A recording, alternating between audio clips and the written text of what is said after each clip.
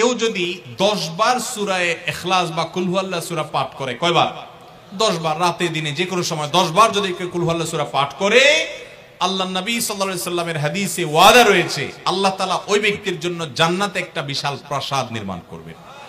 দুনিয়ার কোনো প্রাসাদ না ভাই, পামজমারার প্রাসাদ না ভাই, এটা কোনো দুবাই বা পৃথিবীর কোনো গুরুত্বপূর্ণ জায়গার লোভনীয় কোনো আকর্ষণীয় কোনো জায়গার প্রাসাদ না ভাই, জান্নাতের প্রাসাদ।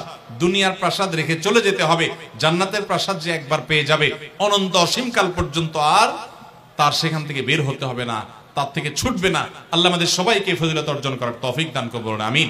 তাহলে সূরা ইখলাস 10 বার মাঝে মধ্যে পড়তে যদি আমরা চেষ্টা করি, পুরা সূরাটা একবার পড়তে 1 মিনিট সময় কিন্তু লাগে না। কুল হুয়াল্লাহু আহাদ আল্লাহুস সামাদ লাম ইয়ালিদ ওয়া লাম ইউলাদ ওয়া লাম ইয়াকুল লাহু কুফুয়ান আহাদ। কয় সেকেন্ড সময় লাগছে? 20 সেকেন্ড, 25 সেকেন্ড। আপনি চাইলে 1 মিনিটে 3 বার কুল হুয়াল্লাহ সূরা পড়তে পারেন, তার মানে 1 মিনিটে পুরো কোরআন খতম দেওয়ার সওয়াব আপনি লাভ করতে পারেন। তাহলে অবসর সময়গুলোতে আমরা মুখস্থ তো সবারই আছে, পড়ার চেষ্টা করব না ইনশাআল্লাহ। আল্লাহ আমাদের সবাইকে তৌফিক দান করুন। এবং পড়ার পাশাপাশি এই সূরাতে আল্লাহর একত্ববাদের কথা বলা আছে। মূল বিষয়টা সেটা, শুধু সওয়াব আহরণ করাই উদ্দেশ্য না, বরং এখান থেকে আল্লাহর একত্ববাদের শিক্ষা নিতে হবে। আল্লাহ একক, কুল হুয়াল্লাহু আহাদ।